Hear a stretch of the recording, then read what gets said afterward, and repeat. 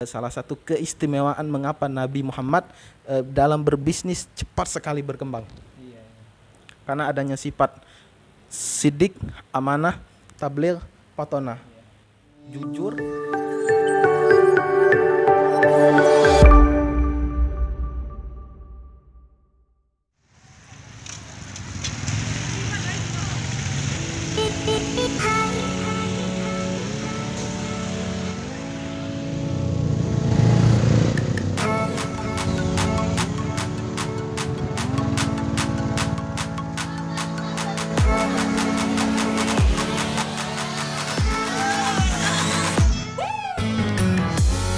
Assalamualaikum warahmatullahi wabarakatuh. Alhamdulillah, salatu wassalamu ala rasulillah wa ala alihi wa sahbihi wa mawala. Berjumpa lagi bersama kami di channel Media Dakwah Roni TV. Kali ini kita kedatangan narasumber yang sangat luar biasa, sangat ganteng, ya, sangat gemuk, masya Allah. Jadi hari ini kita akan mengajak beliau bincang-bincang. Jadi beliau ini adalah Ketua Umum Kopma, Koperasi Mahasiswa. Masya Allah, luar biasa beliau ini jabatannya. Jadi kali ini kita akan mengajak bincang-bincang santai dengan beliau mengenai bisnis, ya. Bisnisnya Rasulullah. Seperti judul kita, bahwasanya dengan bisnisnya Rasulullah, insya Allah kita akan jadi kaya, gitu kan.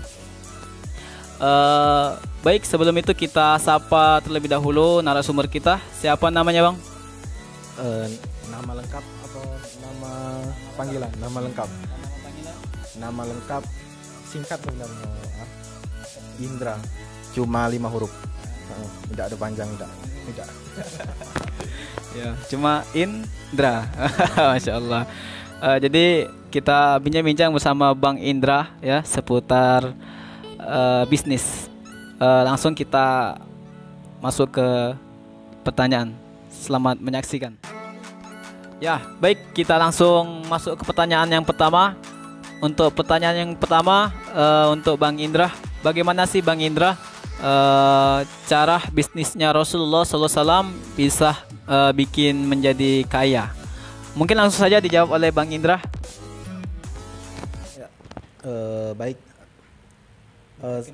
Sebelumnya terima kasih sudah diundang ke channel YouTube Roni TV, Media Dakwah Roni TV, ya.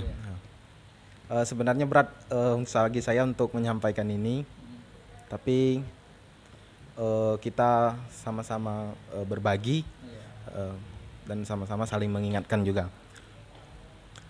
Menjadi seorang pembisnis itu adalah suatu hal yang sangat diidam-idamkan oleh orang-orang.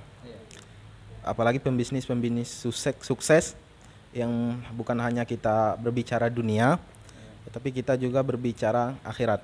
Seorang pembisnis yang mampu menolong agama Allah ini dari apa yang dia bisniskan tersebut.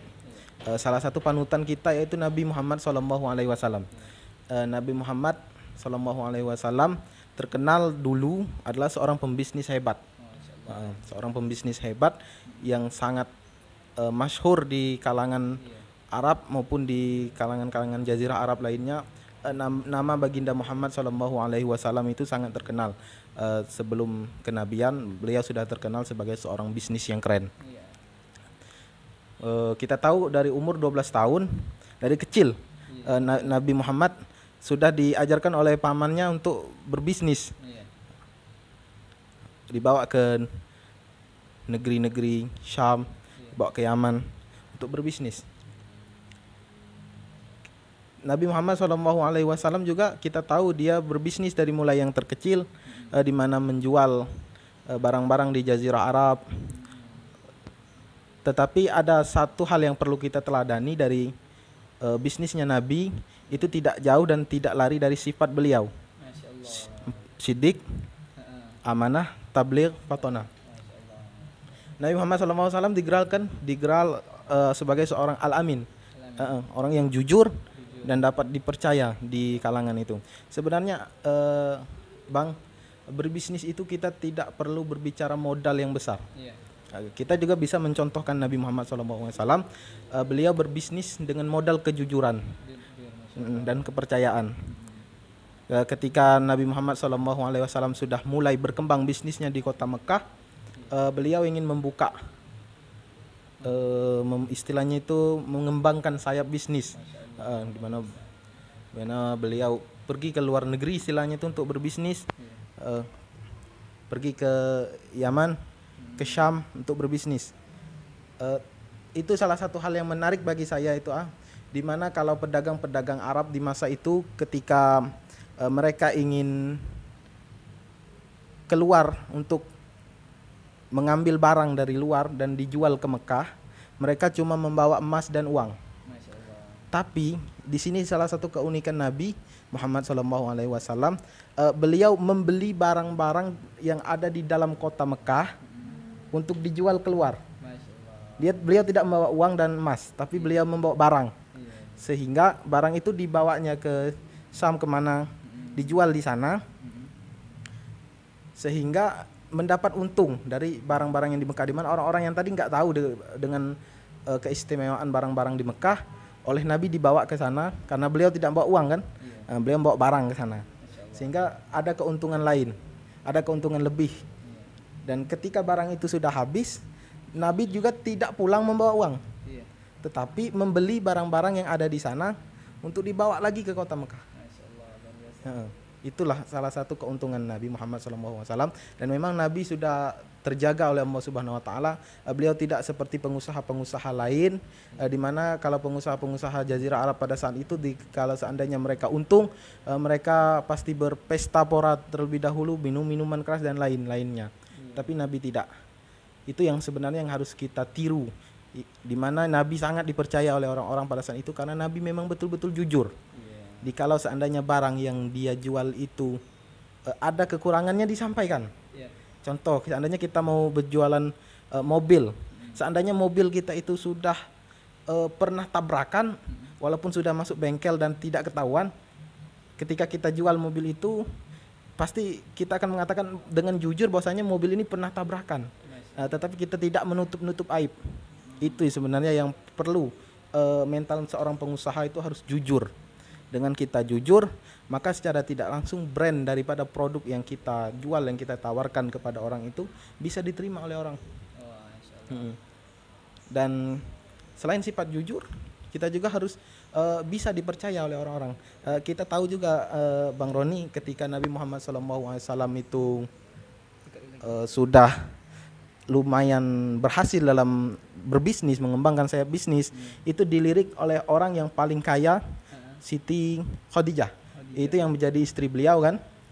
Siti Khadijah itu memiliki kekayaan, jikalau seluruh pengusaha Mekah itu dikumpulkan, hartanya itu setara bahkan lebih banyak daripada harta Siti Khadijah. Dan Siti Khadijah pun mendengar, istilahnya itu mendengar dari kata-kata orang-orang, kemasyhuran Nabi Muhammad, sehingga dititipkan modal kepada Nabi Muhammad SAW untuk membawa dagangan beliau.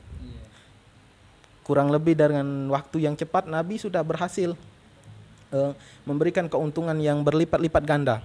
Karena apa? Karena adanya sifat yang dapat dipercaya dalam diri Nabi Muhammad. Seorang pembisnis harus jujur dan harus dapat dipercaya.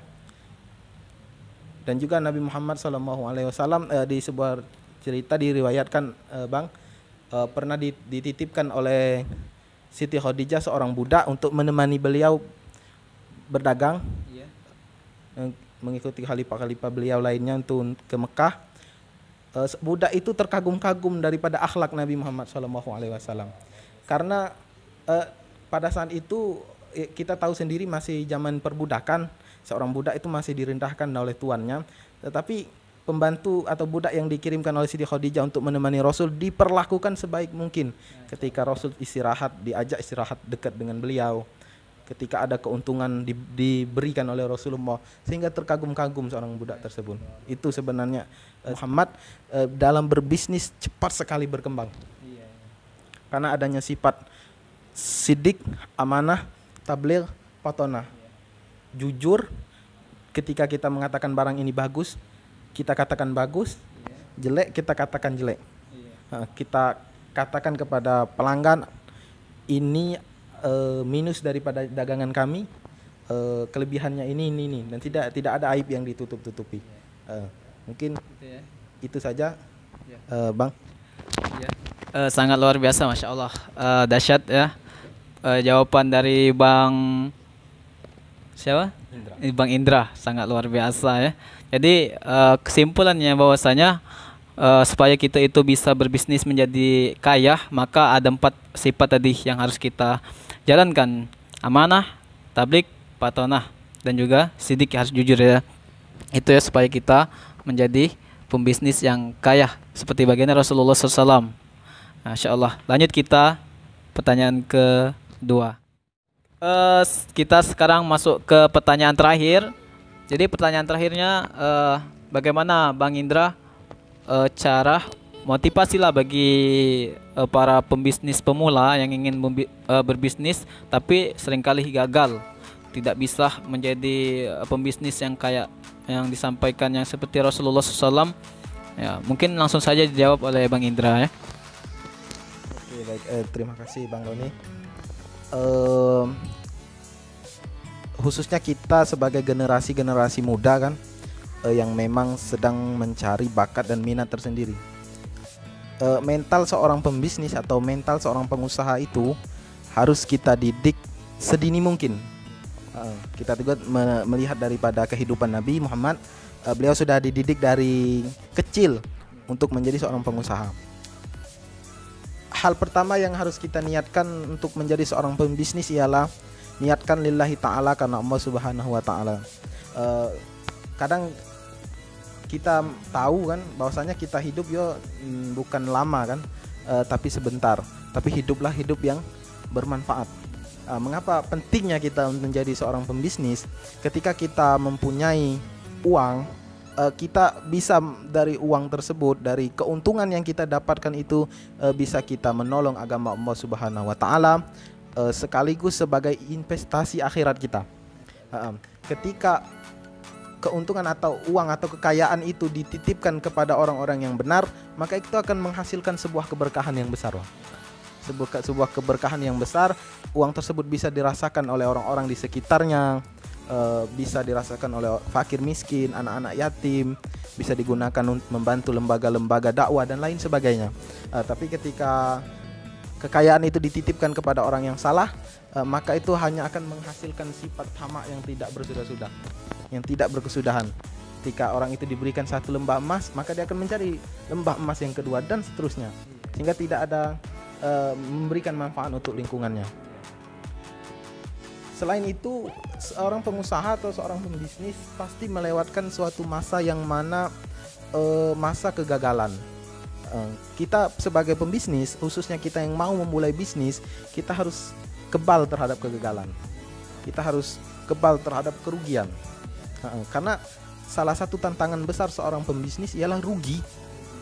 Kalau kita tidak mau rugi, ya jangan berbisnis. Tetapi kalau kita tidak berbisnis, kita tidak akan menemukan kerugian. Tapi tidak ada hasil yang kita dapatkan. Tetapi kita gagal, rugi, pasti ada untungnya juga. Pasti ada untung. Nah, makanya tadi saya katakan sebagai seorang berbisnis, kita harus memegang sifat 4 Nabi.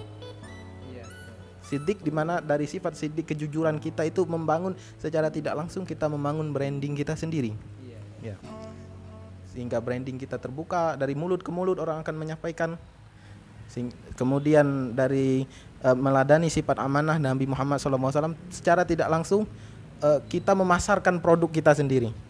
Ditambah lagi dengan kemampuan kita dalam menyampaikan, kecerdasan kita, maka secara tidak langsung bisnis kita pasti akan mulai, pasti akan berkembang. Tentu dengan keuletan, pantang menyerah dan lain sebagainya. Dan berbisnis bukanlah suatu hal yang mudah.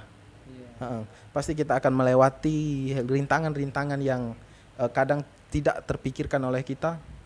Terkadang kita mengalami keuntungan yang sangat-sangat merugikan.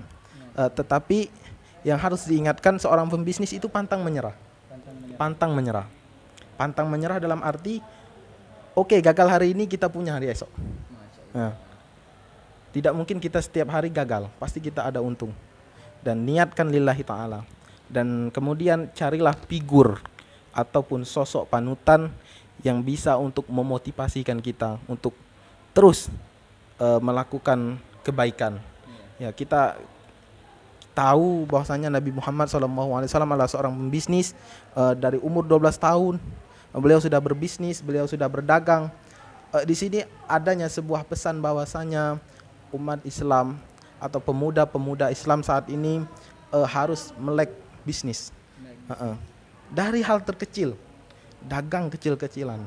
Oke, pasti akan besar. Dengan kunci kita harus jujur, amanah.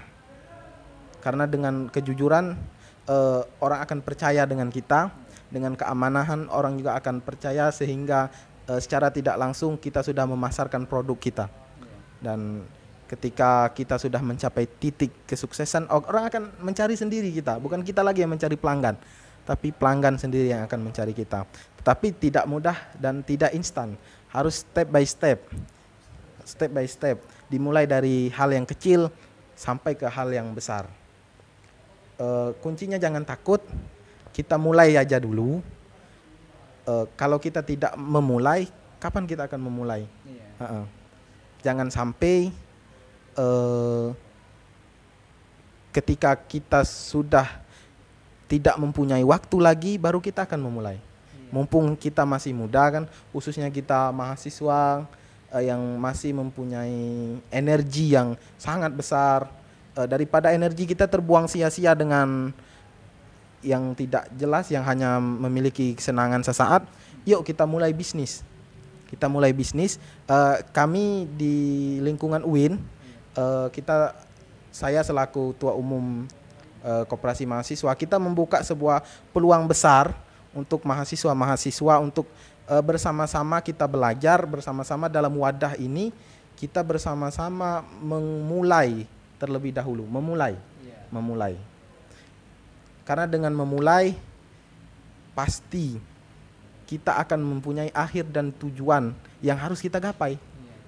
Dengan kunci kita tidak boleh menyerah. Di Koperasi Mahasiswa ini sendiri, Bang, sudah berdiri sangat lama kan, dan kita sudah memberikan bukti yang nyata bahwasanya kita bukan hanya sekedar berdiri tanpa bukti, tidak. Kita sudah memiliki bukti bahwasanya kita tetap berpegang teguh kepada program kita, di mana kita membantu mencetak para pengusaha-pengusaha muda, khususnya mahasiswa, yang memang kita tahu sekarang data menunjukkan bahwasanya pengusaha Indonesia dibandingkan dengan negara-negara tetangga itu lemah atau kurang. Dibandingkan Malaysia kita kurang.